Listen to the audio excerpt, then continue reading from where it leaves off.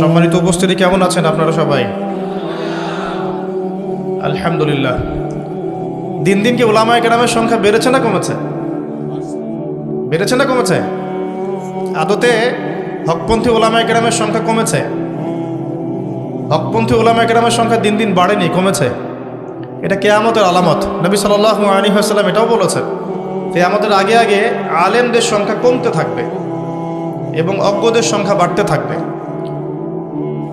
মানুষ অজ্ঞদেরকে নেতা হিসেবে গ্রহণ করবে, আলেম হিসেবে গ্রহণ করবে, যারা নিজেরাও পথভ্রষ্ট হবে, অন্যকেও পথভ্রষ্ট করবে, এমনটা হাদিসে এসেছে।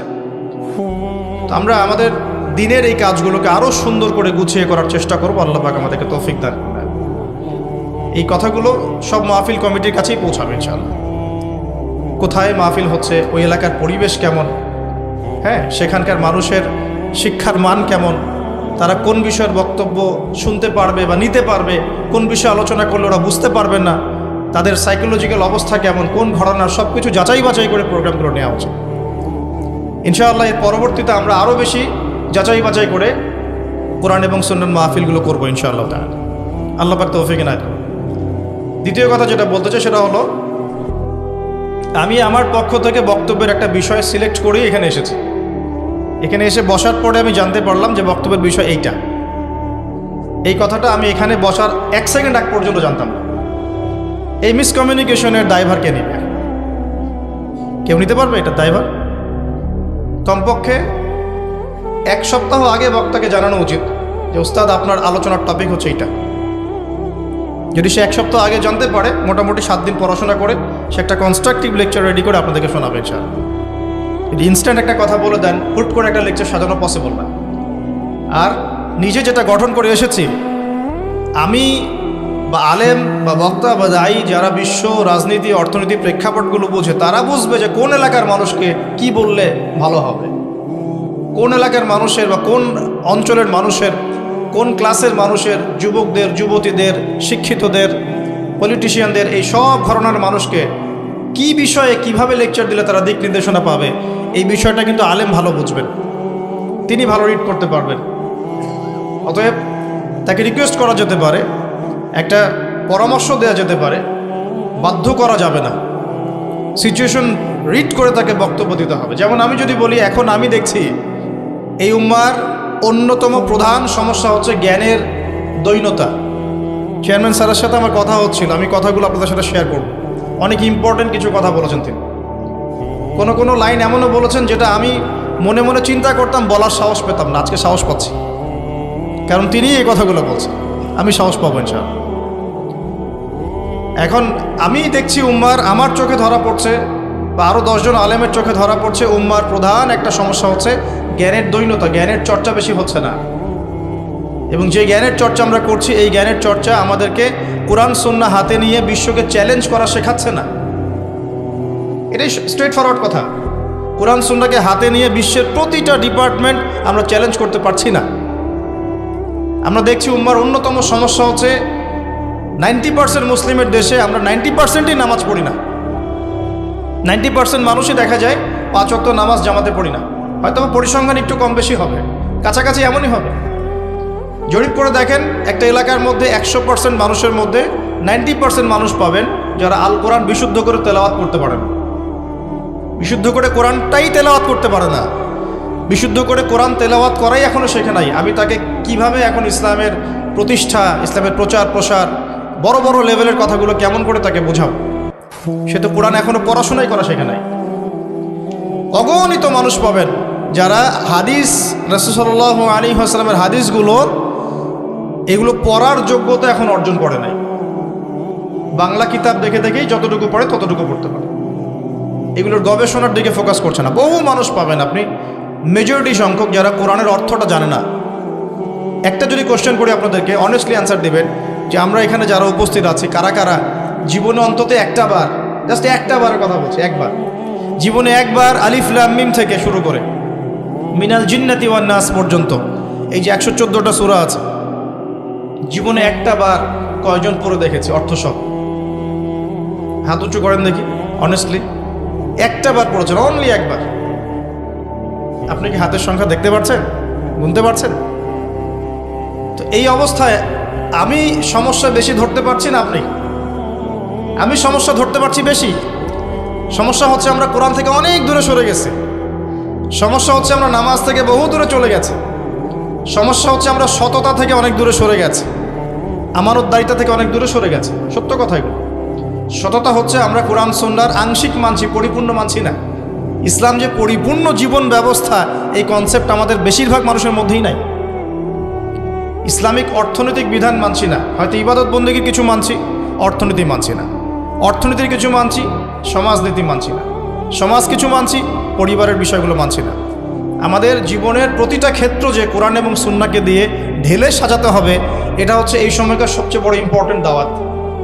এখন এই দাওয়াতটা বেশি বেশি দেওয়া দরকার। ইসলাম হচ্ছে একটা পরিপূর্ণ জীবন ব্যবস্থা, যেখানে প্রতিটা বিষয়ের হেদায়েত আছে। এই জিনিসটা মানুষকে বোঝাতে হবে। আমরা এখন মনে করি ইসলাম একটা আনুষ্ঠানিকতার নাম। জুমার নামাজ পড়ার নাম ইসলাম, ঈদের নামাজ পড়ার নাম ইসলাম, রমজান মাস আসলো রোজা রাখলাম, কুরবানি ঈদ আসলো কুরবানি করলাম, এগুলোকে আমরা ইসলাম বানিয়ে নিয়েছি দিন দিন। একটু দেখেন, জরিপ করে দেখেন আপনার এলাকায় কতজন মানুষ 5 ওয়াক্ত নামাজ জামাতের সাথে পড়ে। ইসলাম তো এই জামাতের নামাজ পড়ার না। আপনি একটু জরিপ করে দেখেন, যাদের উপর জাকাত ফরজ হয়েছে আমরা কতজন জাকাত দেই। ইসলাম তো জাকাত দেওয়ার নাম।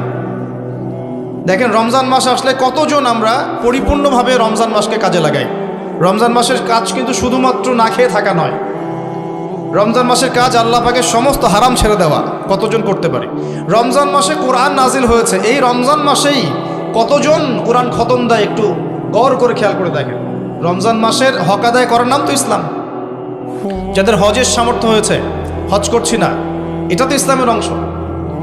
তার উপরে সবার উপর আছে কালিমা লা ইলাহা ইল্লাল্লাহ মুহাম্মাদুর রাসূলুল্লাহ। লা ইলাহা ইল্লাল্লাহ যখন বলেছি, তার মানে আল্লাহ পাকের বিধানের বাইরে আমি দুনিয়ায় যেতে পারবো না। সিম্পল। যখন থেকে লা ইলাহা ইল্লাল্লাহ বলেছি, তার মানে আল্লাহ ছাড়া কোনো ইলাহ নাই, মানে কি আমি আল্লাহর দাস, আল্লাহর হুকুমের বাইরে আমি যেতে পারবো না। যখন থেকে মুহাম্মাদুর রাসূলুল্লাহ সাল্লাল্লাহু আলাইহি ওয়াসাল্লাম বলেছি, তার মানে আমি দ্বীনের ক্ষেত্রে, ইসলামের ক্ষেত্রে কোনো কাজ নিজের মন গড়া পদ্ধতিতে করতে পারবো না। করতে হলেই দলিল লাগবে নবী থেকে বা সাহাবী থেকে। এটা মুহাম্মাদুর রাসূলুল্লাহ। তাহলে নিজের মন গড়া একটা আমল চালু করে দিলাম, মানুষকে বলছি এই আমল করতেই হবে, চলবে না। প্রতিটা কাজ করার আগে দেখতে হবে রাসূলুল্লাহ সাল্লাল্লাহু আলাইহি ওয়াসাল্লাম থেকে দলিল আছে কিনা, সাহাবীদের থেকে রেফারেন্স পাওয়া যায় কিনা। মন গড়া কোনো কাজ আমি করতে পারবো না। আমরা তাওহীদ বুঝি না, শিরিক বুঝি না, আমরা সুন্নত বুঝতে পারছি না, বেদাত বুঝতে পারছি না, হালাল হারামের পার্থক্য করতে পারছি না। এগুলো হলো বেসিক কথাবার্তা। তারপরে আছে পরিবার গঠন, সমাজ গঠন, তারপর পলিটিক্যাল ভিউজ, ওটা আলাদা, ওটা আরও উপরের লেভেলে গিয়ে। শুরুতেই মানুষ ওই ভিউজে যায় না, আগে মানুষ গোড়া থেকে শুরু করে। তারপরে আছে জিও পলিটিক্যাল বিষয়গুলো। ওভারঅল এই পুরো ইসলামিক কনসেপ্টটাকে বুঝতে হলে সবার আগে দরকার জ্ঞানের বিপ্লব। কি দরকার ভাই? এই জন্য আমি আলোচনা শুরু করতে যাচ্ছি এখান থেকে। রাসূলুল্লাহ সাল্লাল্লাহু আলাইহি ওয়াসাল্লাম বলেন, সাল্লাল্লাহু আলাইহি ওয়াসাল্লাম, নবীর নাম শুনলেই দরুদ পড়বেন, বলবেন সাল্লাল্লাহু আলাইহি ওয়াসাল্লাম। রাসূলুল্লাহ সাল্লাল্লাহু আলাইহি ওয়াসাল্লাম এমন একটা জাহেলি পরিবেশের মধ্যে বড় হয়েছেন, যেই পরিবেশের মধ্যে মানুষ শিরক করতো আল্লাহর সাথে, মানুষ সুদ খেত, মানুষ মাদকদ্রব্য সেবন করত, মানুষ মেয়েদেরকে মূল্যায়ন করতো না, মানুষ গোত্রীয় হানাহানিতে লিপ্ত থাকতো। এরকম একটা জাহেলি নোংরা পরিবেশে থেকেও নবী সাল্লাল্লাহু আলাইহি ওয়াসাল্লাম কখনোই নিজে কখনো শিরক করেন নাই। করেছেন? নিজে কখনো কোনো অন্যায় পাপ করেছেন? নিজে কখনো মাদকদ্রব্যের কাছেও গিয়েছেন? সুদের কাছেও গিয়েছেন? নিজে কখনো নারী জাতিকে অবমাননা করেছেন বা গোত্রীয় হানাহানির মধ্যে তিনি কি লিপ্ত হয়েছেন? আইয়ামে জাহিলিয়াতের কোনো জাহিলিয়াতের সাথে নবী সাল্লাল্লাহু আলাইহি ওয়াসাল্লামের বিন্দুমাত্র সম্পর্ক ছিল না, যদিও বা ওই সমাজের মধ্যেই কাজগুলো হচ্ছে, কাজগুলো করছে আবু জেহেল, আবুল হাব, উতবা, শাইবা, এই আইয়ামে জাহিলিয়াতের মানুষগুলো। কিন্তু নবীজি সাল্লাল্লাহু আলাইহি ওয়াসাল্লাম নিজে পবিত্র থাকছেন। এখান থেকে রেফারেন্সটা কি? এখান থেকে রেফারেন্স হচ্ছে যে এই যুক্তি কুতর্ক করা যাবে না যে সমাজটা খারাপ হয়ে গেছে তাই আমি নামাজ পড়ি না, সমাজটা খারাপ তাই আমিও ওষুধ খাই, সবাই মাদক খাচ্ছে তাই আমিও খাচ্ছি, সবাই তো বেপর্দায় চলে তাই আমাকেও চলতে হবে, সবাই গোত্রীয় হানাহানির মধ্যে আছে, আমি একটা পার্টি নিলে সমস্যা কোথায়? এই যুক্তিটা এখানে চলবে না। কারণ উম্মত মুহাম্মাদির আদর্শকে মুহাম্মদ সাল্লাল্লাহু আলাইহি ওয়াসাল্লাম তিনি জাহেলিয়াতের পরিবেশে থেকেও কখনো জাহিলিয়াতের সাথে আপোষ করেন নাই। তাহলে আমরা তার উম্মত হয়ে কি জাহিলিয়াতের সাথে আপোষ করতে পারবো? আল্লাহ পাক আমাদেরকে এরকম ঈমান লালন করার তৌফিক দান করুন। এই পরিবেশে থেকে কিন্তু তিনি ক্ষান্ত ছিলেন না, তিনি বারংবার চেষ্টা করেছেন কিভাবে এই পরিবেশটাকে পরিবর্তন করা যায়। তার আগে আমি একটু আপনাকে বলে দেই যে বর্তমান সময়ের জাহিলিয়াতগুলো কিন্তু আইয়ামে জাহিলিয়াতের চাইতেও বড়। আইয়ামে জাহিলিয়াতে শিরক ছিল একটা গণ্ডির মধ্যে, এখনকার শিরকের গ্লোবালাইজেশন হয়েছে আর কি। প্রতিটা ডিপার্টমেন্টে শিরক আছে। শিরক ইন এডুকেশন, শিক্ষার মধ্যে শিরক আছে এখন। শিরক ইন ইকোনমিক্স, ইকোনমিক্সের মধ্যে শিরক আছে এখন। শিরক ইন কালচার, কালচারের মধ্যে এখন শিরক আছে। শিরক ইন পলিটিক্যাল থটস, এখানেও শিরক আছে। কারণ এখানে অনেক মতবাদ আছে যেগুলো কুরআন সুন্নাহর সাথে সাংঘর্ষিক, অনেকগুলো মতবাদ আছে, ওইদিকে আমি যাচ্ছি না। তো এখানে শিরকের গ্লোবালাইজেশন হয়েছে সারা বিশ্বে। গ্লোবালাইজেশন বোঝেন কি? বিশ্বায়ন। শিরক একটা জায়গায় এখন সীমাবদ্ধ নাই, সমস্ত জায়গায় ছড়িয়ে পড়েছে। আর আইয়ামে জাহিলিয়াতে কমসে কম একটা জায়গার মধ্যে ছিল। আইয়ামে জাহিলিয়াতে মক্কার মধ্যে ছিল, মদিনার মধ্যে ছিল, জাজিরাতুল আরবের মধ্যে ছিল, সারা বিশ্বে ছড়িয়ে যায় না। ওই সময় সুদ ছিল একটা নির্দিষ্ট জায়গায়। এখন এই সুদভিত্তিক ইকোনমিক সিস্টেম পুরো ওয়ার্ল্ডে সুদভিত্তিক ব্যাংকিং সিস্টেমের রূপ নিয়েছে। বুঝতে পারছেন আমার কথা? বুঝতে পারছেন কি? এখন রিবা পুরো ওয়ার্ল্ড ওয়াইড এভাবে সুদভিত্তিক ব্যাংকিং সিস্টেমের মধ্য দিয়ে ছড়িয়ে পড়েছে। পড়ে নাই? একটা কান্ট্রির মেইন ব্যাংকে বলা হয় সেন্ট্রাল ব্যাংক, যেগুলো আমরা ইকোনমিক্সে পড়েছি। সেন্ট্রাল ব্যাংক এখন ওয়ার্ল্ড ব্যাংক বা IMF এর আন্ডারে থাকতে হয়, তাদের সাথে ডিল করে চলতে হবে, কোনো অপশন নাই। এর বাইরে এখন কেউ যেতে পারছে না। যদি ওই যে ইন্দোনেশিয়ার প্রেসিডেন্টের মতো কেউ চেষ্টা করতো, তাহলে তার টাকার মান পড়ে যাবে, তার ইকোনমিক স্যাংশন বেড়ে যাবে। কারণ এর মূল লাটাইটা ওরা ধরে রাখছে। যখনই কোনো কান্ট্রি যদি বলে যে আমরা লা ইলাহা ইল্লাল্লাহ মুহাম্মাদুর রাসূলুল্লাহ কায়েম করবো আমাদের দেশে, ওরা আমাদের অর্থনৈতিক টুটি চিপে ধরবে। এটা তারা বুঝতে পারবেন যারা গ্লোবাল ইকোনমিক্স নিয়ে পড়াশোনা করেছে। তারা আমাদের টুটি চিপে ধরবে, টাকার মান কমে যাবে, ইকোনমিক স্যাংশন দিয়ে দিবে, অনেক সমস্যা সৃষ্টি করবে। ইকোনমিক চাবিকাঠি ওদের হাতে, এবং তারা সুদভিত্তিকভাবে পুরো ওয়ার্ল্ডে তাদের দাপট ছড়িয়ে দিয়েছে। এমনি এমনি তারা হেল্প করতে আসে না, তারা রিবার লোনের বাহানায় হেল্প করার একটা রাস্তা খোঁজে। দেখেন না শ্রীলঙ্কার কি অবস্থা করে ফেলেছে। আস্তে আস্তে এরকম কান্ট্রি যেগুলো আছে এদের দিকে তাদের এরকম চোখ থাকে। এমনি এমনি ঋণ দিবে না, আপনি চড়া সুদের ঋণ দিবে, চড়া সুদ। এবং সুদটা কি আপনাকে শোধ করতে হবে না? এমনি এমনি দিবে? অবশ্যই শোধ করতে হবে। কে শোধ করবে? আপনার ঘাম থেকে শোধ করা হবে, আপনার ফসল থেকে শোধ করা হবে, আপনার ট্যাক্স থেকে শোধ করা হবে। একদম রুট লেভেল পর্যন্ত এর প্রভাব চলে আসবে। আসবে কি না? এটা একটা তরঙ্গ। সমুদ্রের এক জায়গায় যেমন একটা ঢেউ এক জায়গায় থাকে না, আস্তে আস্তে ছড়িয়ে পড়ে, রিভারটা এভাবে আস্তে আস্তে সারা বিশ্বে ছড়িয়ে পড়েছে। আইয়ামে জাহিলিয়াতে তাও একটা জায়গায় সীমাবদ্ধ ছিল, এখন সারা বিশ্বে ছড়িয়ে পড়েছে। তাহলে এটা কি বড় জাহিলিয়াত না? কি মনে হয়? রিবা সম্পর্কে আল্লাহ পাক কি বলেছেন? আল্লাহ পাক বলেছেন, আয়াতটা শুনে রাখেন, আমল করতে পারি না পারি শুনে রাখেন, জেনে রাখেন। আল্লাহ পাক বলেছেন, ইয়া আইয়ুহাল্লাযীনা আমানু, হে মুমিনগণ। মুমিন মানে কারা? আমরা যারা ঈমান এনেছি। ইত্তাকুল্লাহ, তোমরা আল্লাহকে ভয় করো। ওয়া যারু মা বাকিয়া মিনার রিবা, সুদ ছেড়ে দাও। ইন কুনতুম মুমিনিন, যদি প্রকৃত অর্থেই তোমরা মুমিন হয়ে থাকো। ওয়া ইল্লাম তাফআলু, যদি তোমরা এই কাজটা না করো, মানে সুদ না ছাড়ো, ফাযানু বিহারবিন মিনাল্লাহি ওয়া রাসূলিহি, তাহলে তোমরা আল্লাহ এবং তার রাসূলের সাথে, মুহাম্মদ সাল্লাল্লাহু আলাইহি ওয়াসাল্লামের সাথে যুদ্ধের ঘোষণা শুনে রাখো। তার মানে আমরা যারা সুদ ইচ্ছা করে খাচ্ছি বা দিচ্ছি, লিখে রাখছি, সাক্ষী থাকছি ইত্যাদি, এই সিস্টেমের মধ্যে আছি, আমরা আল্লাহ এবং তার রাসূলের বিরুদ্ধে যুদ্ধ করছি। এটা আল্লাহর কথা, আমার কথা না। উচিত ছিল আমরা আল্লাহ এবং তার রাসূলের পক্ষে যুদ্ধ করব, কিন্তু আমরা তার বিপক্ষে করছি। সূরা বাকারা পড়েন, আয়াত নাম্বার 276 থেকে শুরু করে 79-80 পর্যন্ত দেখেন, এগুলো লেখা আছে, পড়ে দেখেন। তো এই যে গ্লোবালাইজেশন হলো, এটা আইয়ামে জাহিলিয়াতের একটা সিমটম কি মনে হচ্ছে কি না? নবী সাল্লাল্লাহু আলাইহি ওয়াসাল্লাম ওরকম সমাজে ছিলেন।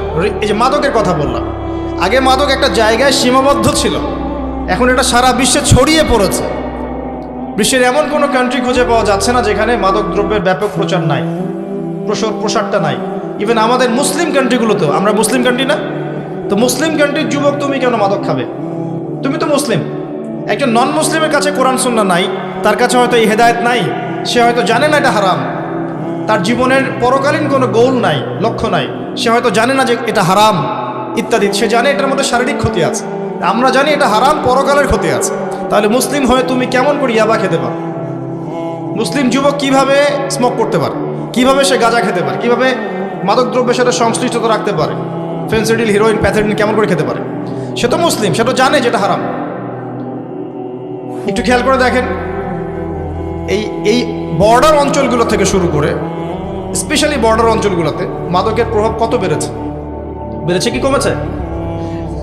কত পার্সেন্ট যুব সমাজ নিজেকে মাদক থেকে পবিত্র রাখতে পারছে এখন? সঙ্গদোষে হোক, প্রেমিকার কাছে প্রেমে ব্যর্থ হয়েই হোক, হ্যাঁ, জীবনে কিছু করতে পারলাম না বেকারত্বের কারণে হোক, বিভিন্ন কারণে এখন তারা মাদকের সাথে সম্পৃক্ত হচ্ছে।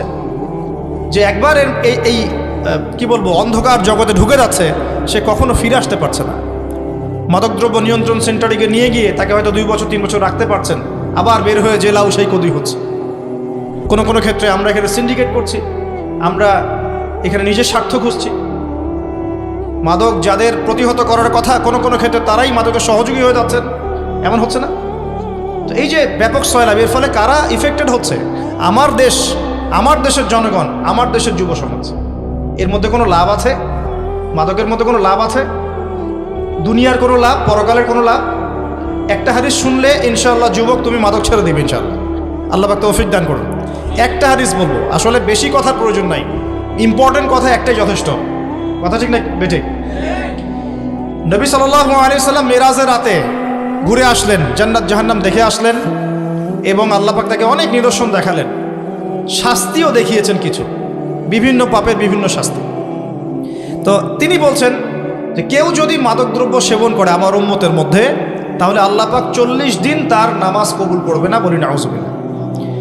নবীজি বলছেন সাল্লাল্লাহু আলাইহি ওয়াসাল্লাম, যদি সে তওবা করে ফিরে আসে, আল্লাহ পাক দেন তাকে মাফ করে দিবেন ইনশাআল্লাহ। এরপর যদি সে আবার মাদক খায়, আবারও 40 দিন তার নামাজ কবুল হবে না। এরপর যদি আবার তওবা করে, আবার আল্লাহ পাক তাকে মাফ করে দিবেন।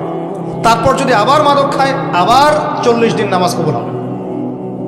তারপর যদি আবার তওবা করে, আল্লাহ পাক মাফ করে দিবেন। যদি সে আবারও মাদকদ্রব্য সেবন করে, আপনার আমার নবী বলছেন মুহাম্মদ সাল্লাল্লাহু আলাইহি ওয়াসাল্লাম, যার চেহারা আপনাকে কবরে দেখানো হবে, সেই নবী বলছেন, আমাকে দেখানো হবে, সেই নবী বলছেন যে তারপরেও যদি সে মাদকদ্রব্য সেবন করে, আল্লাহ পাক তাকে কিয়ামতের মাঠে পরকালে তিনাতুল খাবাল পান করাবেন। সাহাবীরা বলছেন, ইয়া রাসূলুল্লাহ সাল্লাল্লাহু আলাইহি ওয়াসাল্লাম, তিনাতুল খাবাল কি? আমরা তো বুঝতে পারলাম না। নবীজি বলছেন, জাহান্নামীদের রক্ত মাংসের যে পুঁজ, যে রক্ত মাংস গলে যে পুঁজটা বের হবে, এটাকে সারা বাকারে তাকে পান করানো হবে, বলি না? আমরা কি তিনাতুল খাবাল পান করতে চাই, নাকি হাউজে কাউসারের পানি চাই? তিনাতুল খাবাল থেকে বাঁচতে হলে মাদক ছাড়তে হবে, রাজি আছি ইনশাআল্লাহ? আল্লাহ পাক আমাদের প্রত্যেক যুবক ভাইকে মাদক ছেড়ে দেওয়ার তৌফিক দান করুন, মাদক থেকে পবিত্র থাকার তৌফিক দান করুন। নিজের চরিত্রকে পবিত্র রাখেন, আল্লাহ পাক ইনশাআল্লাহ দুনিয়াতেও আপনার সাথে আল্লাহ থাকবেন, কেউ না থাকুক, পরকালে তো থাকবেনই ইনশাআল্লাহ। বিশ্বাস রাখবেন, যার কেউ নাই তার কে আছে। মাদক খেলে হতাশা যাবে না, মাদক খেলে বেকারত্ব দূর হবে না, মাদক খেলে প্রেমিকা আবার ফিরে আসবে না। যে প্রেমিকা চলে গেছে আপনাকে ছেড়ে, সে তো আপনাকে ভালোবাসে না, আপনি তার জন্য জীবন নষ্ট করছেন কেন? যে চলে যেতে পারে আপনাকে ছেড়ে, সে কি আপনাকে ভালোবাসে? তাহলে আপনি কেন তার জন্য নিজের জীবন নষ্ট করছেন? আল্লাহ পাক আপনাকে সৃষ্টি করেছেন, দুনিয়ায় পাঠিয়েছেন, আল্লাহ চান আপনি যেন আল্লাহর ইবাদত করেন এবং আপনি যেন আল্লাহর জমিনে আল্লাহর দিন প্রতিষ্ঠা করেন, এটা আল্লাহ চান আপনার কাছে। আর এই যৌবনকালের চেয়ে উত্তম কোনো সময় আছে? এই যৌবনকালটা যদি চলে যায়, কোনোদিন ফিরে আসবে? আল্লাহ পাক এই যৌবনকালের ইবাদত খুব বেশি পছন্দ করেন।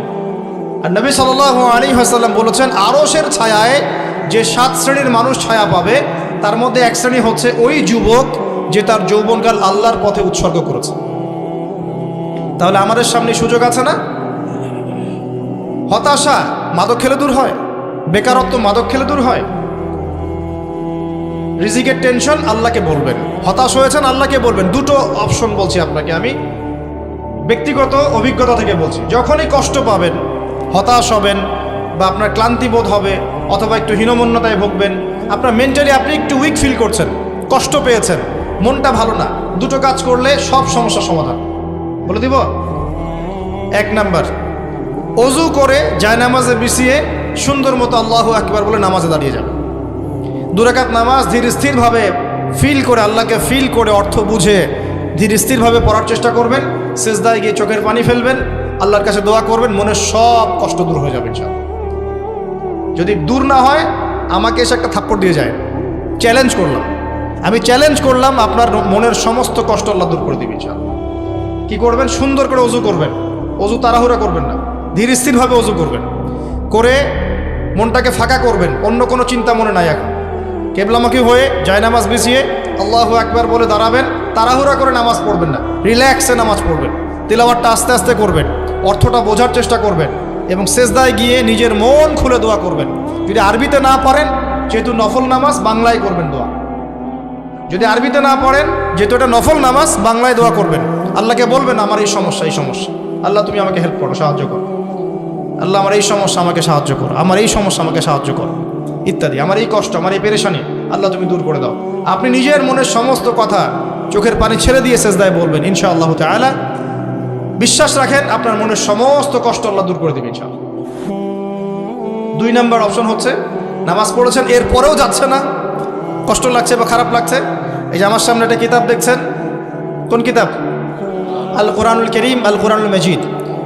সুন্দর করে খুলবেন। যদি আরবি বোঝেন তাহলে তো এই হাফেজে কোরআনই আপনি পড়তে পারবেন, অর্থ বুঝতে পারবেন। যদি আরবি না বোঝেন, এমন কোরআন খুলবেন যে কোরআনের নিচে অর্থগুলো একটু দেয়া আছে, অনুবাদটা তর্জমাটা করে দেয়া আছে। হয়তো তাফসির আপনি এখন বুঝবেন না, এটা বোঝার জন্য আরও একটু যোগ্যতার দরকার আছে। অন্তত তর্জমা তো আপনি বুঝবেন না? খুলবেন কোরআনুল কারীম, অর্থগুলো সহ কোরআন তেলাওয়াত করা শুরু করবেন।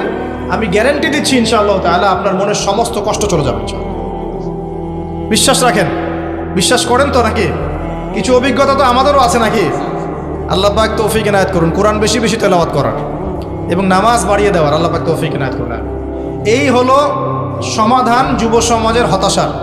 যুব সমাজের হতাশার সমস্যার সমাধান ওই মাদক নয়, ইয়াবা, প্যাথাডিন, হেরোইন নয়।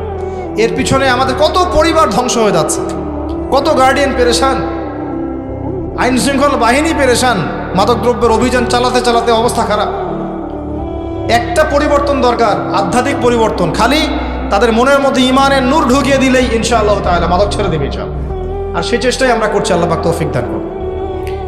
এই সমস্যাটা আইয়ামে জাহিলিয়াতের সমস্যা, এটা এখন সারা বিশ্বে রূপ নিয়েছে। নারীর অবমাননা আরেকটা সমস্যা ছিল, ওই সমস্যাটা একটু খেয়াল করে দেখেন।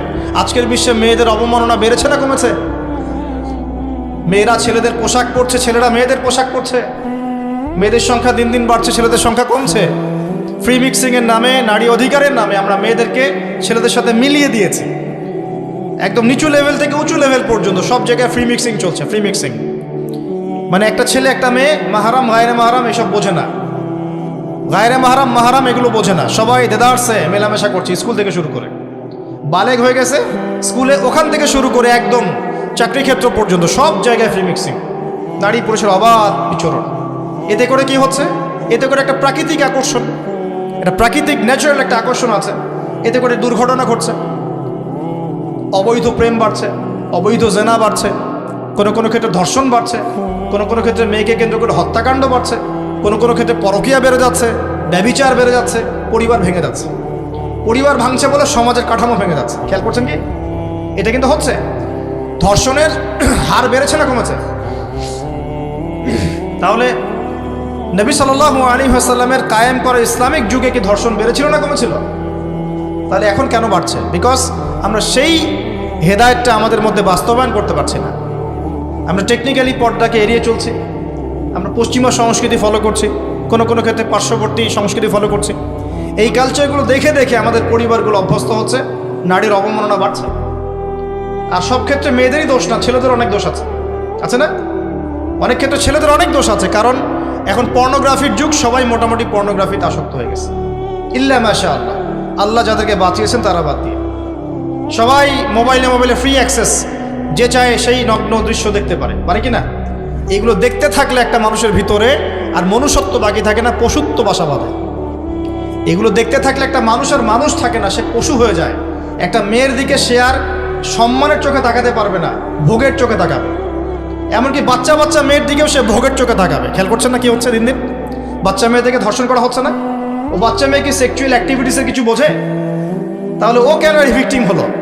কারণ এই ছেলেটা, এই জানোয়ার ছেলেটা পর্নোগ্রাফি দেখে দেখে নিজের ভিতরটাকে জানোয়ার বানিয়ে ফেলেছে। একটা ছোট বাচ্চা মেয়েকে একা পেয়ে ধর্ষণ করে রেখে দিল। আর আইনের ফাঁক ফোকর দিয়ে অনেক সময় বেরিয়ে যাচ্ছে, সঠিক বিচারটা হচ্ছে না। ধরে সবার সামনে গর্দান নামিয়ে দিতেন, দেখতেন যে 8-10টা মানুষ শিক্ষা নিতে পারত। এই বিচারটাও নিশ্চিত করতে হবে। সব জায়গায় একটা সমস্যা চলছে, আর এই সমস্যার গোড়া হচ্ছে, আমি আসছি গোড়াতে, গোড়াটা হচ্ছে জ্ঞানের বিপ্লবের ঘাটতি এবং কোরআন সুন্নাহর বাস্তবায়নের ঘাটতি। আমার কথা কি খুব হাই থটের হচ্ছে না, বুঝতে পারছেন? আল্লাহ পাক তৌফিক দান করুন। এই নারীর অবমাননা এখন ডে বাই ডে বেড়েছে। আমরা মা বোনদেরকে রিকোয়েস্ট করবো, যদি এই মা বোনরা ওয়াজ শুনবেন ইনশাল্লাহ অনলাইনে, নিজের ইজ্জত আব্রু সবার আগে। আপনাকে নামাজি হতে হবে, আপনাকে আনুগত্যশীলা হতে হবে, চক্ষু নিচুকারী হতে হবে, লজ্জাওয়ালা হতে হবে। হায়া লজ্জা উঠে যাচ্ছে না দিন দিন। ইমাম বুখারীর একজন ওস্তাদ ছিলেন, তার জীবন পরিবর্তন করে দিয়েছিল মাত্র একটা হাদিস, অনলি একটা হাদিস।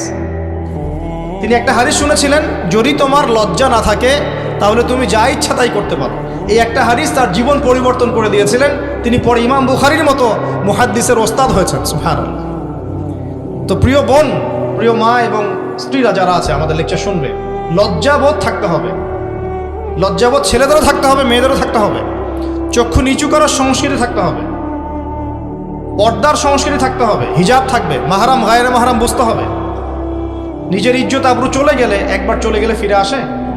এরপরেও যদি ক্রাইম হয়, ছেলেরা যদি অন্যায় করে, তার শাস্তির আওতায় তাকে আনতে হবে, তাকে দেন শাস্তির আওতায় আনতে হবে, যাতে করে দৃষ্টান্ত স্থাপন করা যায়। মা বোনদেরকে রাস্তাঘাটে টিস করা হয়, অটোতে, বাসে, টেম্পুতে, বিভিন্ন জায়গায় রেপ করা হচ্ছে না, দেখছেন না খবরের কাগজ? আর দিন দিন আমরা এগুলোকে প্রমোট করছি। দেখেন, অনলাইনে ঢুকলেই আপনি দেখবেন একটা বিষয় খুব প্রখর। অনলাইনে ঢুকলেই দেখবেন যৌনতার যৌনতা। খেয়াল করেছেন কি? মানে মনে হয় সেক্সুয়াল অ্যাক্টিভিটিসই সব কিছু, মনে হয় জীবনটাই সেক্স, এরকম মনে হয়। ভাবখানে এমন দেখায় না? খালি দুনিয়াবি বিষয় এবং সেক্সুয়াল অ্যাক্টিভিটিস, যৌন সুরসুরি, এগুলো দিয়ে যুবক যুবতীদের মাথা কি পরিষ্কার করা হচ্ছে না নোংরা করা হচ্ছে? এগুলো যখন এদের মধ্যে ইনস্টল হবে, এরা কি ভিতর থেকে মনুষ্যত্ব লালন করবে না পশুত্ব লালন করবে? এর ফলশ্রুতি, এর ফলাফল দেখতেই পাচ্ছি আমরা। পরিবারগুলো দিন দিন ভেঙে যাচ্ছে, পরকীয়া দিন দিন বাড়ছে, আপনার ব্যভিচার দিন দিন বাড়ছে, হোটেলে, রিসর্টে, এইখানে ওইখানে জেনা বাড়ছে দিন দিন। হচ্ছে কি না? এগুলো অ্যাভেইলেবল। আপনি চাইলে 2000 টাকা দিয়ে একটা মেয়ের সাথে রাত কাটাতে পারেন। কথা ঠিক না বে ঠিক? আপনি চাইলে আরো হাই ক্লাস চাচ্ছেন, টাকা বাড়াতে হবে আপনাকে। বড় বড় ইন্ডাস্ট্রির মধ্যে যারা আছে, এরাও পার্ট টাইম এগুলোতে কাজ করে। ওখান থেকে বের হয়ে এসে তারা এগুলো বলছে, আমাদেরকে এগুলো ফোর্স করা হতো।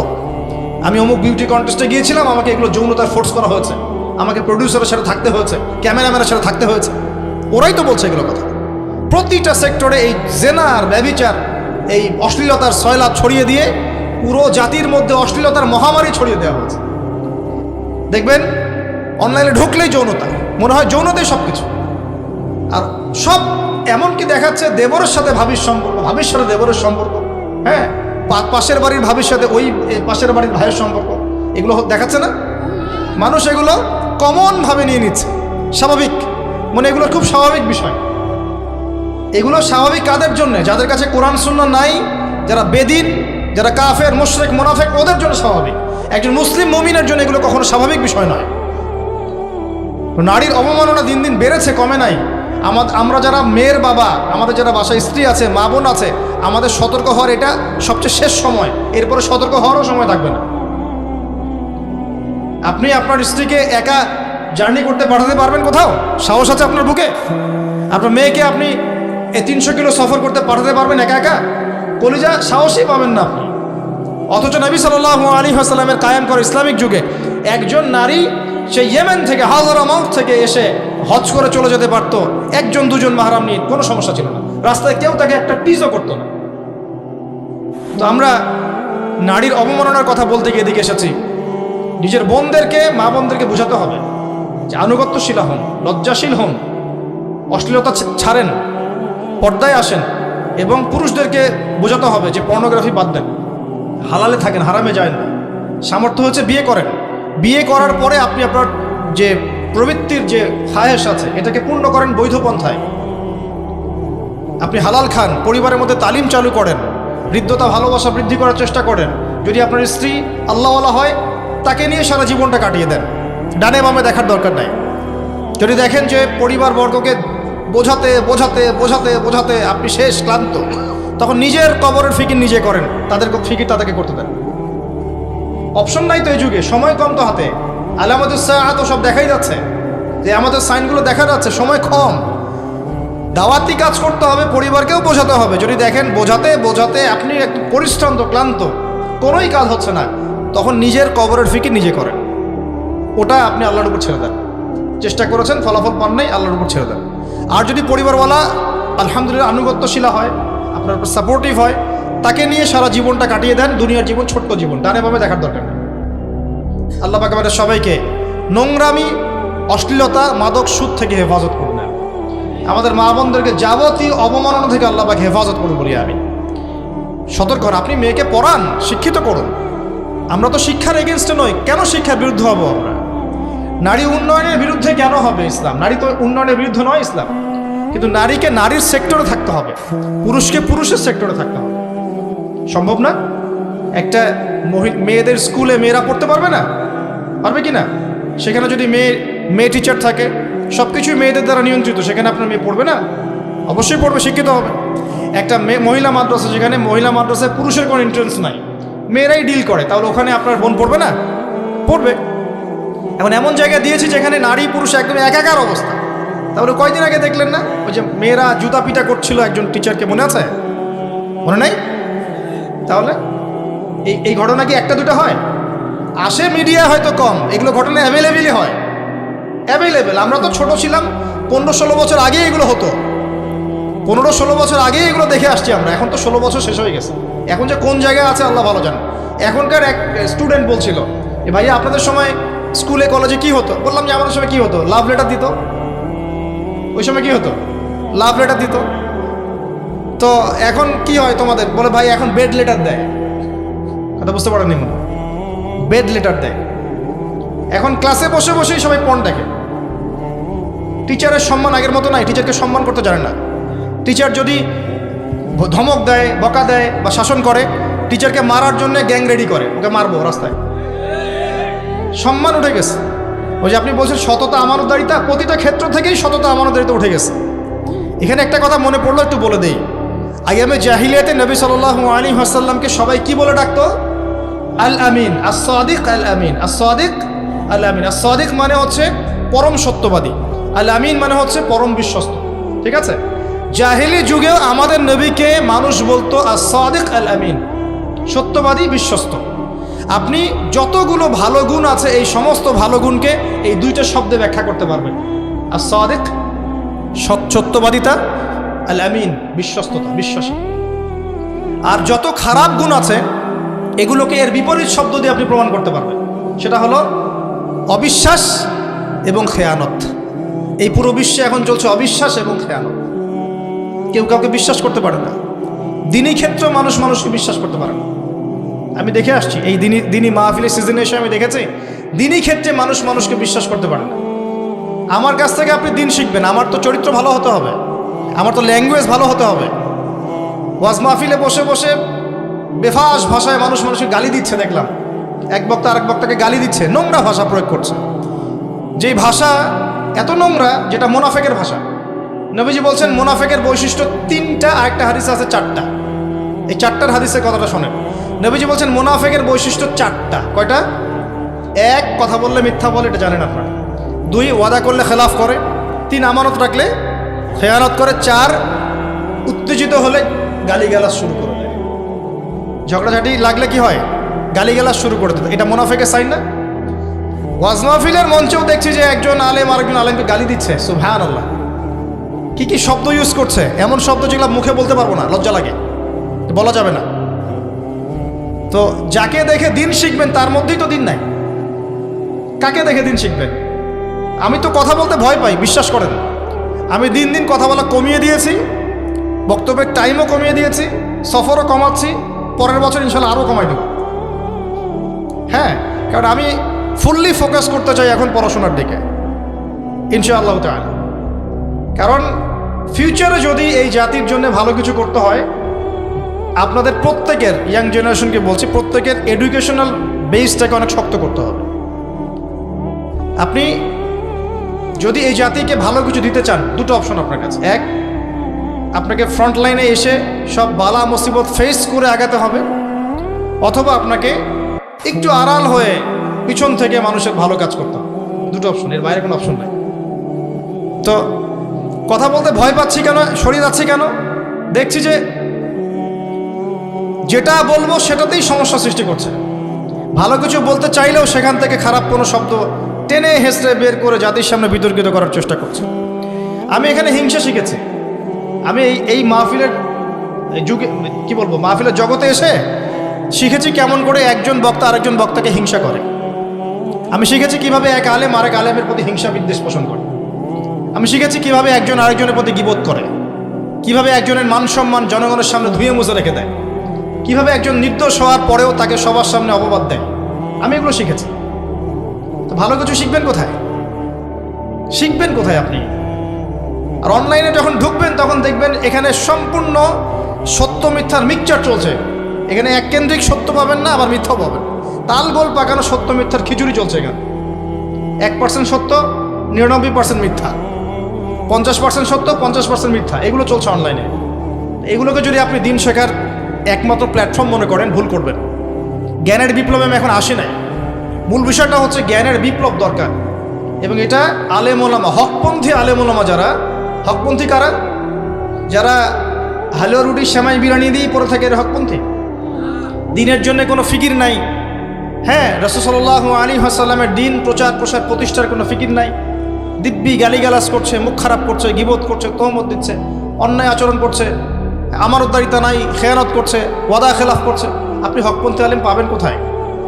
হকপন্থী আলেম চিনতে হলে আপনাকে দুটো জিনিস খেয়াল করতে হবে। এক, তারা সৎ কাজে আদেশ করবেন, একই সাথে অসৎ কাজে নিষেধও করবে। 1 নম্বর। শুধু সৎ কাজে আদেশ করে যাবে, অসৎ কাজে নিষেধ করবে না, এটাকে হকপন্থী বলা হয় না। খুব খেয়াল রাখবেন, কারণ আল্লাহ পাক সূরা আলী ইমরানের 110 নম্বর আয়াতে বলেছেন, কুনতুম খায়রা উম্মাহ উখরিজাত লিন-নাস তা'মুরুনা বিল মা'রুফ ওয়া তানহাউনা আনিল মুনকার। সৎ কাজে আদেশ করবে, অসৎ কাজে নিষেধ করবে, অ্যাট দ্য সেম টাইম করতে হবে। এটা তিনি হকপন্থী, যিনি একসাথে সৎ কাজে আদর্শ করেন, অসৎ কাজে নিষেধ করেন। এটা 1 নম্বর বৈশিষ্ট্য। দুই হচ্ছে এই মিশনে, সৎ কাজে আদেশ অসৎ কাজে নিষেধের এই মিশনে নামার পর তার উপরে গীবত, তহমত, আলোচনা, সমালোচনা, জেল, জুলুম, ফাঁসি আসবে। তিনি হকপন্থী, কারণ তিনি যদি বাতিলপন্থী হতেন তার উপরে সাফারিংসগুলো আসতো না। সে আদাত করে আপোষ করে চলতে পারত, সে পারছে না, বিধায় তার উপরে এগুলো আসছে। অতএব এরকম মানুষ যদি পেয়ে যান, তার পা ধুয়ে দিবেন, তার পায়ের তলে পড়ে থাকবেন, এবং তাদের কাছ থেকে কোরআন সুন্নাহর জ্ঞান নেবেন, ইলম নেবেন, মারিফত নেবেন। ইনশাআল্লাহ ভবিষ্যতে আপনি ভালো কিছু করতে পারবেন। আল্লাহ পাক আমাদেরকে তৌফিক দান করুন, এবং এরকম আলেমদের সংখ্যা আল্লাহ পাক বাড়িয়ে দিন, দোয়া করি। এবং আমাদের যুব সমাজের মধ্য থেকেও এরকম আলেম আল্লাহ পাক বের করুন। দেখুন, আপনারা কেন বসে আছেন? বসে আছেন কেন? নিজেকে আলেম হতে হবে তো। শুধু মাদ্রাসা ব্যাকগ্রাউন্ডের মানুষই আলেম হবে এমন নয়, আপনাকে আলেম হতে হবে তো। আমরা সমালোচনা করতে পারি খুব বেশি, কিন্তু নিজে কিন্তু দায়িত্ব নিতে পারি না। সমালোচনা করা সহজ, দায়িত্ব কাঁধে নেওয়া কঠিন। রেসপন্সিবিলিটি নেন, চ্যালেঞ্জ নেন, আপনিও আলেম হন, আপনিও পড়াশোনা করেন। ইনশাআল্লাহ দেখবেন আপনি আমার চেয়ে অনেক ভালো করতে পারছেন ইনশাআল্লাহ। অনেক সময় দেখা যায় আল্লাহ পাক এমন কিছু মানুষকে বের করে নিয়ে আসেন যারা হয়তো মাদ্রাসা ব্যাকগ্রাউন্ডে ছিল না। ডক্টর জাকির নায়েকের কথা মনে আছে? মানুষ তো ভুলে গেছে এখন তার কথা। মনে আছে? এই একটা মানুষের হাতে কত মানুষ ইসলাম কবুল করেছে কি না? তারপরে এই মানুষকে বহু মানুষ বলেছে যে তিনি হচ্ছেন ইহুদি খ্রিস্টানের দালাল, বলে নাউজুবিল্লাহ। এরকম কথা মানুষ বলে নাই? তো আল্লাহ পাক কোথা থেকে একজন ডক্টরকে হেদায়েত দিয়ে নিয়ে এসে এই ইসলামের চর্চা করিয়ে, তুলনামূলক ধর্মতত্ত্ব পড়িয়ে এমনভাবে ডিনামাইট করে উপস্থাপন করলেন, তার সামনে মানুষ জ্ঞান নিয়ে দাঁড়ানোর সাহস পাচ্ছে না। হ্যাঁ, মানুষের ভুল ত্রুটি থাকতে পারে না? এমন কোনো মানুষ আছে যে 100% পারফেক্ট?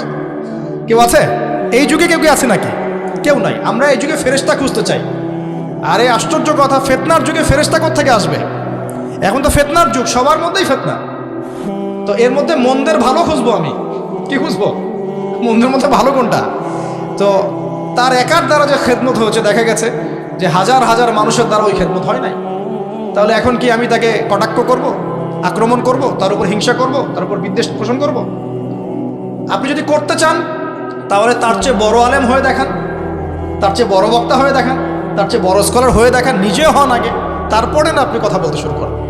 প্রিয় ভাইরা, বসে থাকবেন না, দিনের জ্ঞান চর্চা করেন এবং নিজে আগামীতে উম্মার দায়িত্ব নেওয়ার মতো হিম্মত করেন, যোগ্যতা অর্জন করেন। আল্লাহ পাক তৌফিক এনায়েত করুন, বলি আমিন। নারীর অবমাননা খুবই গভীর। আল্লাহ পাক আমাদের মা বোনদেরকে চলমান যাবতীয় নোংরামির ফিতনা থেকে হেফাজত করেন বলি আমিন। পরিবারের কর্তা যারা আছে সতর্ক হয়ে যায়। দেখুন, তাহাজ্জুদ পড়লেও অনেক সময় জান্নাত পাওয়া যাবে না। তাহাজ্জুদ গোজার হলেও কোনো সময় জান্নাত পাওয়া যাবে না। কেন যাবে না? যদি আপনি তাহাজ্জুদ গোজারও হন, কিন্তু আপনি আপনার পরিবারের মধ্যে বেহায়াপনা, নোংরামি, অশ্লীলতাকে চালু করে রাখেন, এটাকে প্রতিহত না করেন, এটাকে বলা হয় দাইয়ুস। কি বলা হয়? দাইয়ুস। নবীজি বলছেন দাইয়ুস কখনো জান্নাতে যাবে না। তো কখনো জান্নাতে যাবে না অর্থ যদি এভাবেও নেই, জাহান্নামে গিয়ে শাস্তি ভোগ করে আসবে, ঠিক আছে, তারপরেও তো আপনাকে জাহান্নামে নাউযুবিল্লাহ যেতে হচ্ছে।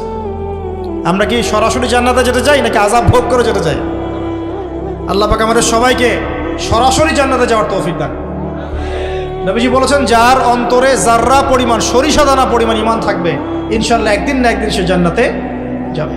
আরেকটা হাদিসের মধ্যে আসছে যে এই উম্মতের 70,000 ব্যক্তি বিনা হিসাবে, বিনা আযাবে জান্নাতে যাবে ইনশাআল্লাহ। কত হাজার? 70,000 বিনা হিসাবে, বিনা আযাবে। সাহাবীরা এবার পরামর্শ করছেন, ডিসকাস করছেন যে কারা হতে পারে তারা। কেউ বলছেন হয়তো তারা মুহাজির হবেন, কেউ বলছেন তারা হবে আনসার, কেউ বলছেন তারা হবে জিহাদ করনেওয়ালা, বদরি সাহাবী, ইত্যাদি ইত্যাদি। নবীজি চলে আসলেন, এসে বললেন তোমরা কি বিষয়ে কথা বলছিলে? তখন সাহাবীরা বললেন আমরা ডিসকাস করছিলাম যে আপনি যে বলেছেন 70,000 মানুষ বিনা হিসাবে জান্নাতে যাবে, এরা কারা? তখন নবীজি বলছেন সাল্লাল্লাহু আলাইহি ওয়াসাল্লাম, জেনে রাখো ওই 70,000 মানুষ তারা পাখি উড়িয়ে ভাগ্য গণনা করবে না। কি বললেন? মানে শিরকের ধার কাছেও তারা নাই, শিরকের ধার কাছেও তারা নাই। তারা আগুন দিয়ে ট্যাটু অঙ্কন করে, শেক দিয়ে ট্যাটু অঙ্কন করে চিকিৎসা পদ্ধতি গ্রহণ করবে না। তারা হারাম ঝাড়ফুঁক গ্রহণ করবে না। আছে না তান্ত্রিক মান্ত্রিক, এ ধরনের হারাম কোনো ঝাড়ফুঁক তারা গ্রহণ করবে না। এবং তারা সর্বাবস্থায় এক আল্লাহর প্রতি তাওয়াক্কুল করবে, বিশ্বাস করবে, ভরসা করবে। এরা ইনশাআল্লাহ বিনা হিসেবে জান্নাতে যাবে। আল্লাহ পাক আমাদেরকে তৌফিক এনায়েত করুন। এই হাদিসের মর্ম হচ্ছে যে কোনোভাবেই শিরকের সাথে তারা আপোষ করবে না, শিরক থেকে সম্পূর্ণ ডিটাচড। 5 নম্বরটা বলে আমি সামনে যাই। 5 নম্বর জাহিলিয়াত ছিল ওখানে গোত্রীয় হানাহানি। খেয়াল করে দেখেন এই গোত্রীয় হানাহানিটা কি এখন বিশ্বের বড় বড় হানাহানিতে রূপ নিয়েছে না? এক দেশের সাথে আরেক দেশের হানাহানি, একটা দেশের মধ্যে বিভিন্ন পার্টির মধ্যে হানাহানি, এটা কিন্তু চলছে। অনেক সময় ধর্মের মধ্যেও হানাহানি চলছে কি না? আবার দেখা যায় মুসলিমদের মধ্যেও হানাহানি চলছে, বিভিন্ন দল উপদল চলছে কি না? তো এই যে জাহিলিয়াতগুলো কিন্তু এখনও বাকি আছে, এগুলো সব দূর হয়ে যায় নাই, বরং আগের চাইতে বড় পরিসরে বিশ্বে দেখা দিয়েছে। বলি আমরা নাউযুবিল্লাহ। এখন মূল জায়গায় আসে, কিভাবে নবী সাল্লাল্লাহু আলাইহি ওয়াসাল্লাম এই জাহিলিয়াতগুলো দূর করলেন। নবী সাল্লাল্লাহু আলাইহি ওয়াসাল্লাম নিজের ভিতর থেকে ওই সমাজকে পরিবর্তন করার ব্যাপারে খুবই আকাঙ্ক্ষী ছিলেন যে আমার সমাজের মধ্যে এই জাহিলিয়াতগুলো আমি দূর করব। প্রথমে তিনি সৃষ্টি করেছিলেন হিলফুল ফুজুর, মনে আছে? হিলফুল ফুজুর সৃষ্টি করে, ফাংশন করে তিনি চেষ্টা করেছিলেন যাতে করে এই জাহিলিয়াতগুলো দূর করা যায়, কিন্তু পরিপূর্ণভাবে দূর আসলে হয় নাই। এরপর তার বয়স যখন 40 বছর হয়েছে, আল্লাহ রাব্বুল আলামিন হেরা গুহায় রমজান মাসে তার কাছে কাকে পাঠিয়েছেন? জিবরাইল আলাইহিস সালামকে পাঠিয়েছেন। পাঠিয়ে বলেছেন ইকরা, আপনি পড়ুন। কি বলেছে? প্রথম কথা কি? ইকরা, পড়ুন। এখন নবী সাল্লাল্লাহু আলাইহি ওয়াসাল্লাম বলছেন মা আনা বিকারি, আমি তো পড়তে জানি না, আমি তো পড়তে জানি না। মানে নবী সাল্লাল্লাহু আলাইহি ওয়াসাল্লাম এই যে লিটারাল লেখা এবং পড়া এটা জানতেন না।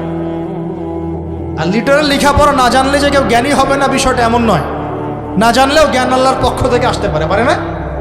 বহু মানুষ আছে যারা সিগনেচার করতে পারে না, কিন্তু বাস্তবতার জ্ঞান আছে না? ফিলোসফির জ্ঞান, দার্শনিক জ্ঞান, অভিজ্ঞতার জ্ঞান তাদের কাছে আছে কি না? আমরা ফিলোসফি পড়তাম, জ্ঞানের উৎস মূলত দুটো, তারা বলতো, ওদের সেন্সে বলতো। একটা হচ্ছে বুদ্ধিবাদ, বুদ্ধি সৃষ্টিগতভাবেই মানুষের মধ্যে জ্ঞান থাকে। 2 নম্বর হচ্ছে অভিজ্ঞতাবাদ, মানে মানুষ এক্সপেরিয়েন্স থেকে জ্ঞান শিখে। তারপর একটা মতবাদ ছিল সমন্বয় মতবাদ, যে বুদ্ধিবাদ অভিজ্ঞতাবাদ একসাথে করে মানুষ জ্ঞান শিখে। কিন্তু ইসলাম চর্চা করতে এসে দেখেছি জ্ঞানের উৎস হচ্ছে আল্লাহ পাকের ওহী।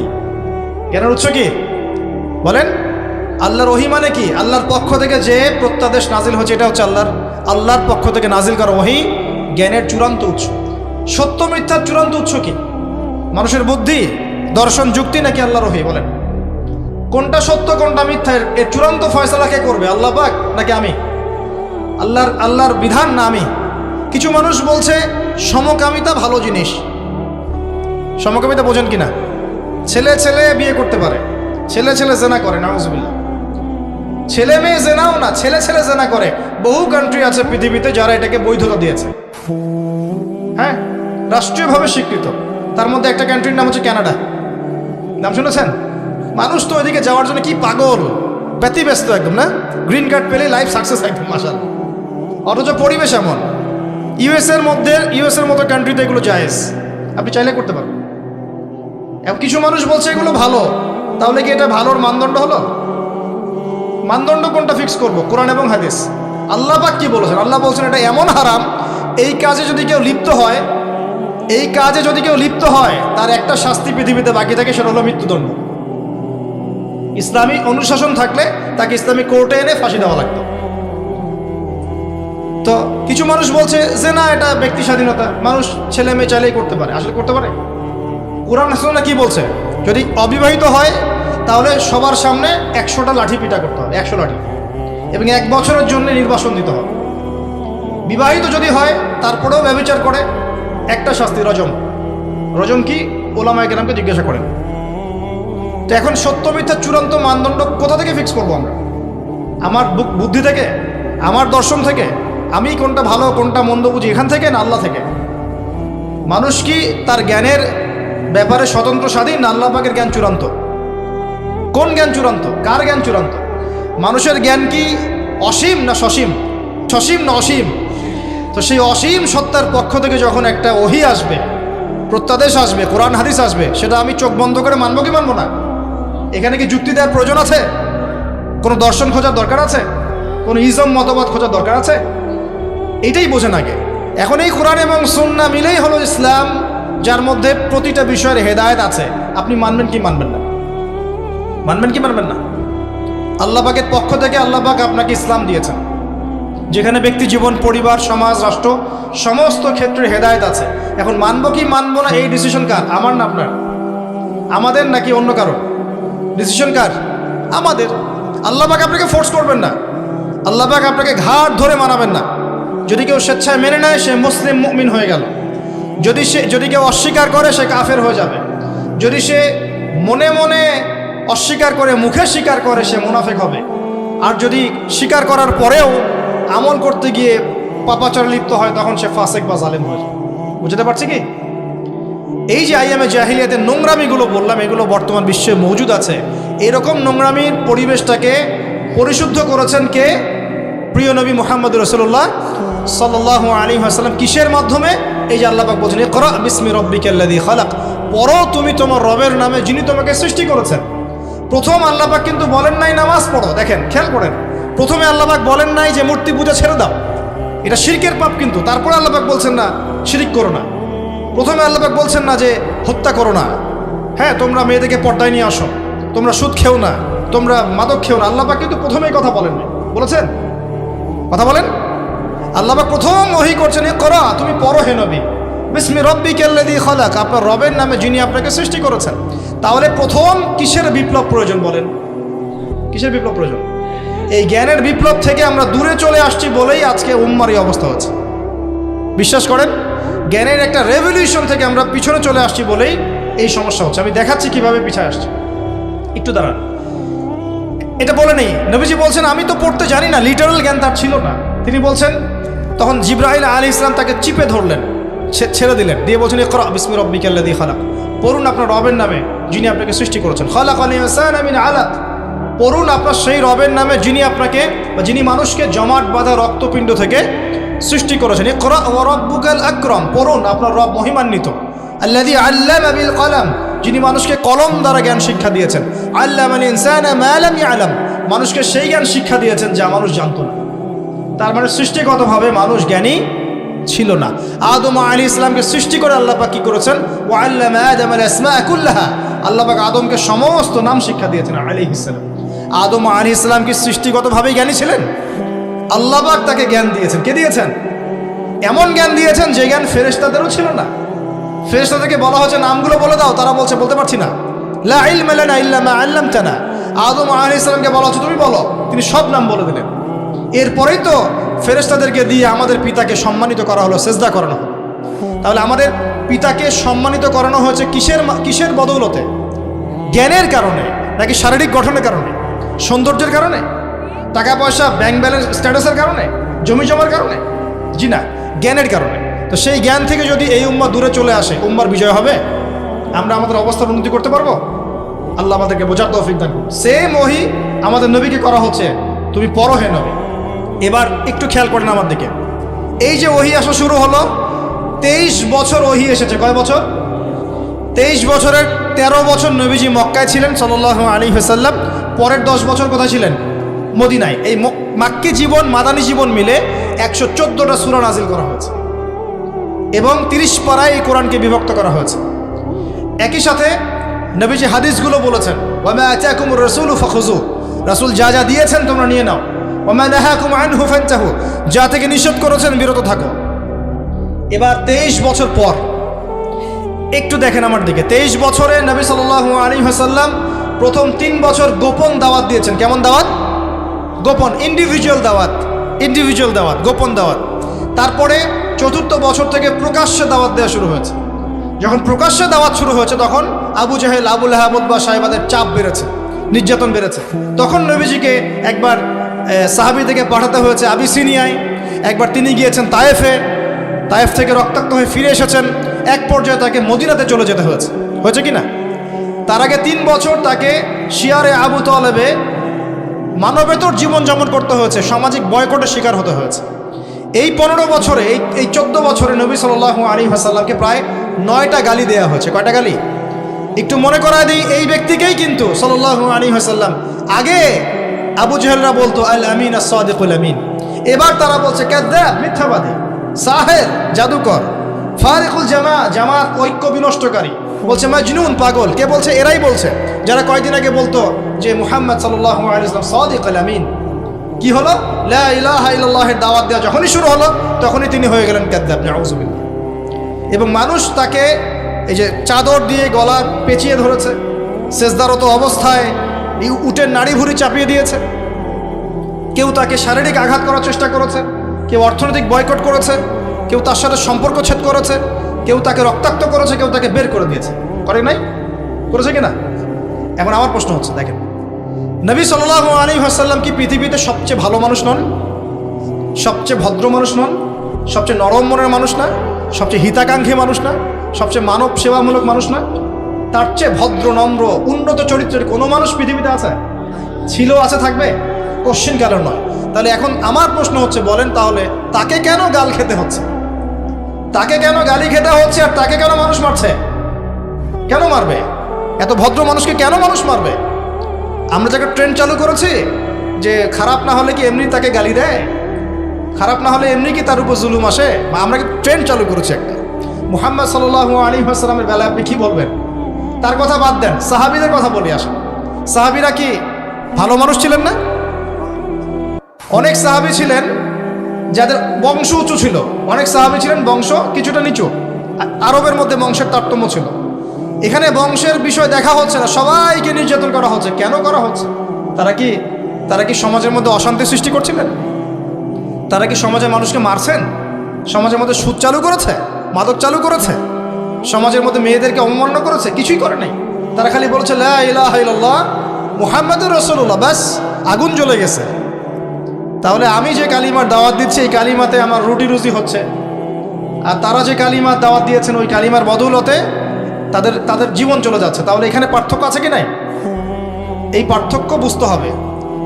যারা প্রকৃত অর্থে লা ইলাহা ইল্লাল্লাহের দাওয়াত দিচ্ছে তারাই প্রকৃত আলেম, এটা মনে রাখবেন। কথা বুঝতে পারছেন? আল্লাহ পাক আমাদেরকে বোঝার তৌফিক দান করবেন। এবার দেখেন, এই জায়গা থেকে একটু শেষের দিকে যাব, খেয়াল করেন। আমাদের নবীজি 23 বছর সময় নিয়েছেন। কত বছর? এবার 23 বছর পরের মক্কার দিকে আপনাকে তাকাতে বলছি। দেখুন, 23 বছর পরের মক্কা, 23 বছর আগের না। নবী হওয়ার 23 বছর পর মক্কার দিকে তাকান। মক্কা বিজয় হয়ে গেছে, আলহামদুলিল্লাহ, হয়ে গেছে না? বিদায় হজের ভাষণ হয়ে গেছে। নবীজি বলছেন, তোমরা সবাই আদম সন্তান, আদম মাটির সন্তান, তোমাদের কাছে রেখে যাচ্ছি দুটো জিনিস, কোরআন এবং সুন্নাহ। ঠিক আছে, বিদায় হজের ভাষণ। এরপর নবী সাল্লাল্লাহু আলাইহি ওয়াসাল্লাম মাত্র 81 দিন বেঁচে ছিলেন। ইন্তেকালের আগে তিনি বলছেন, নামাজ নামাজ, আসসালাত আসসালাত ওয়া মা মালাকাত আইমানুকুম। মানে নবী সাল্লাল্লাহু আলাইহি ওয়াসাল্লাম 23 বছর পর পুরো মক্কায় এমনভাবে ইসলাম প্রতিষ্ঠা করে গেলেন যেখানে কোনো শিরকের পাপ ছিল, বলেন এবার কথা বলেন, কোনো মূর্তি, কাবাঘরের মধ্যে কোনো স্ট্যাচু ওয়ার্শিপিং হচ্ছে, কোনো উঁচু কবর, কোনো শিরকি কোনো কাজ, কোনো সুদের সিস্টেম, কোনো মাদকদ্রব্য, কোনো মেয়ের ইজ্জতের হানি বা গোত্রীয় কোনো হানাহানি মারামারি কিছু হয়েছে? কোনো কিছুই হয় নাই। সব তিনি পরিবর্তন করেছেন শেকড় থেকে, গোড়া থেকে। কিভাবে করেছেন? উত্তর হচ্ছে জ্ঞানের বিপ্লবের মধ্য দিয়ে। কিসের মধ্য দিয়ে? কোরআন এবং সুন্নাহ ভিত্তিক জ্ঞানের বিপ্লবের মধ্য দিয়ে নবী সাল্লাল্লাহু আলাইহি ওয়াসাল্লাম মাত্র 23 বছরে আইয়ামে জাহিলিয়াতের সমস্ত নোংরামির শেকড় উপড়ে ফেলে দিয়েছে। এখন কি এটা পসিবল? প্রশ্ন এটা। আজও কি সেটা পসিবল? এটা প্রশ্ন। আমরা যদি এভাবে ঘুমিয়ে থাকি, বলে না কবিতা আছে না, আমরা যদি না জাগি মা কেমনে সকাল হবে? যদি আমরা ঘুমিয়ে থাকি তাহলে সকাল হবে না।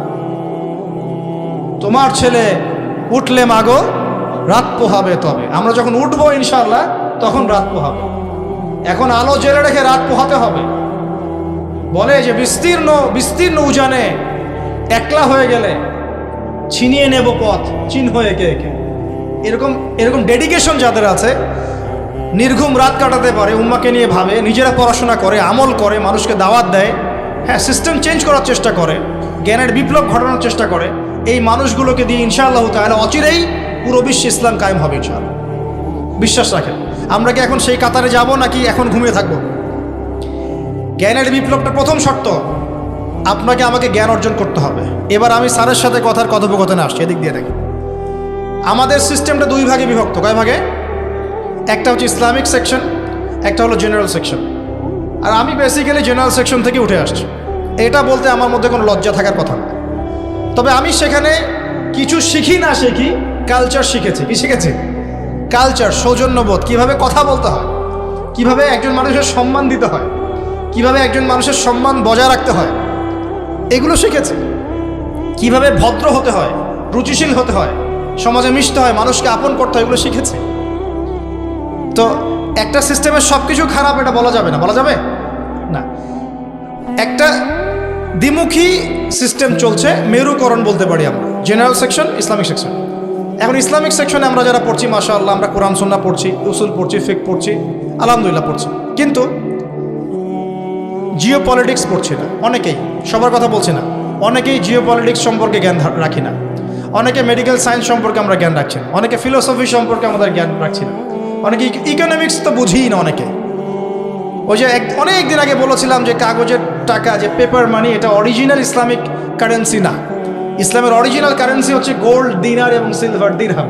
এই কথাটাই হজম করতে পারে না। এইটুকু বুঝতে পারছে না যে গোল্ড ইজ মানি, গোল্ডই মানি। এতটুকুই বোঝ আসে না এখন পর্যন্ত। এদিকে মাশাআল্লাহ অনেক বড় বড় ডিগ্রি নিয়ে বসে আছে, ইসলামিক ডিগ্রি নিয়ে বসে আছে। তাহলে কত শিক্ষার দৈন্যতা দেখেন। অথচ ওয়ার্ল্ড অ্যাফেয়ার্স যারা বুঝে, ওয়ার্ল্ডের ইকোনমিক্স যারা বুঝে, সামান্যও যারা বুঝে, তারা জানে যে গোল্ড ইজ মানি, গোল্ডই হচ্ছে মানি, সোনাই টাকা।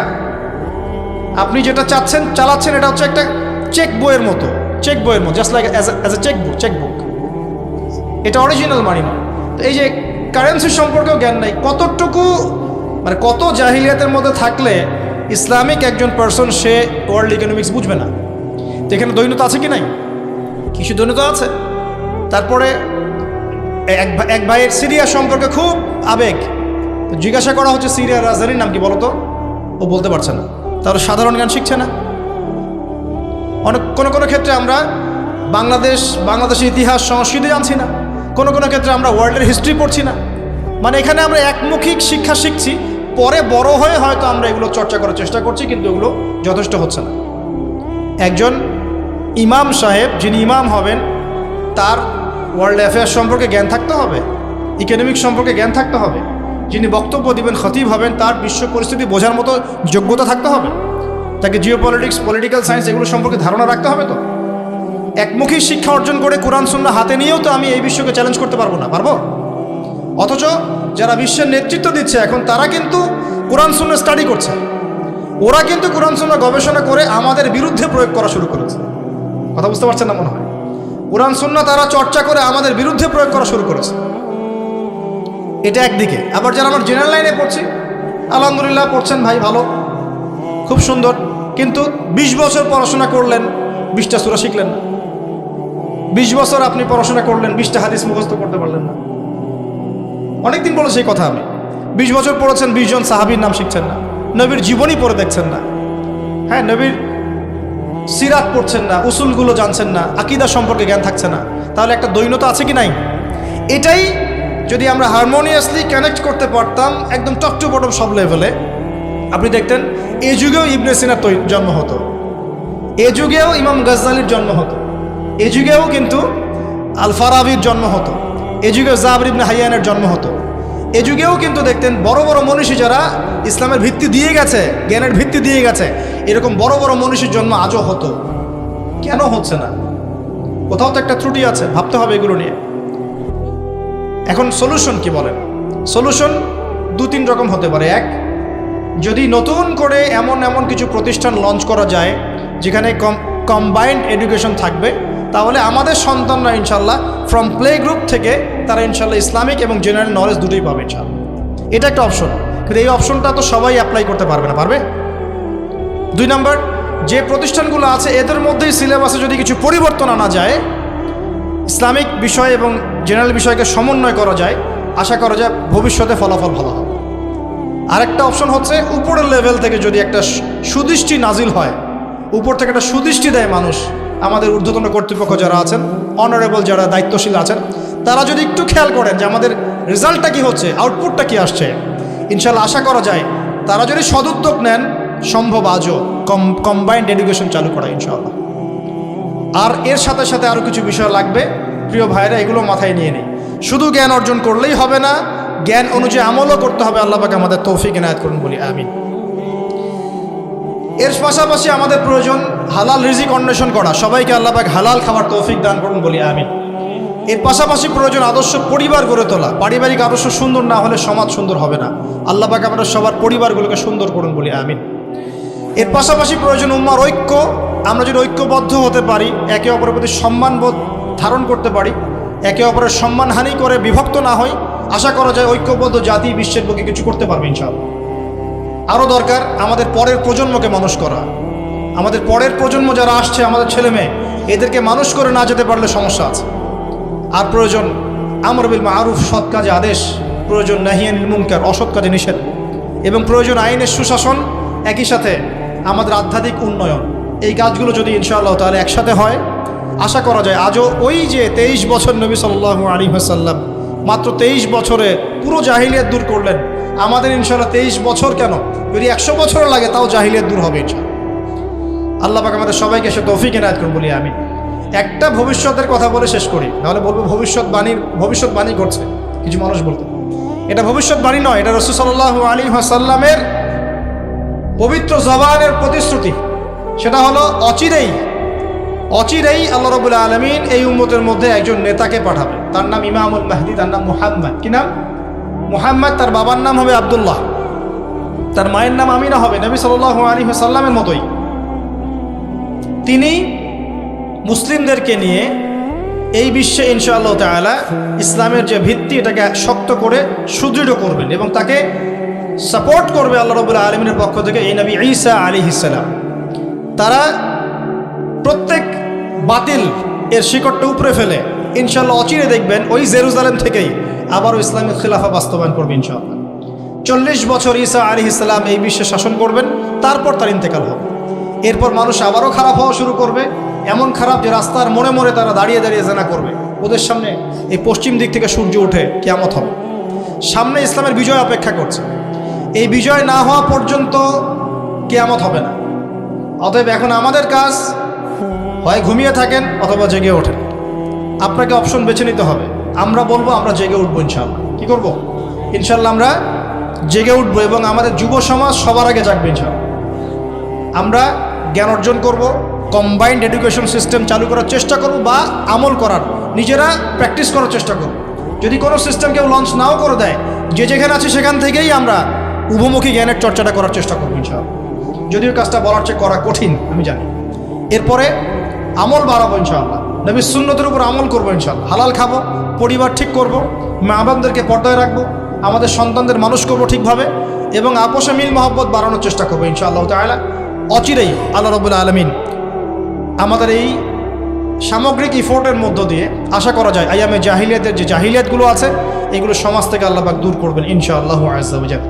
এখানে আমাদের সবার দায়িত্ব আছে, শুধুমাত্র আলেমদের দায়িত্ব নয়, শুধুমাত্র পলিটিশিয়ানদের দায়িত্ব নয়, শুধুমাত্র প্রশাসনের দায়িত্ব নয়। আমাদের সবাইকে হাতে হাত রেখে ঐক্যবদ্ধভাবে আল্লাহর দ্বীনের জন্য কাজ করতে হবে। আমরা সবাই দোয়া করি আল্লাহ পাক সবাইকে তৌফিক এনায়েত করুন, সকলেই বলে আমিন।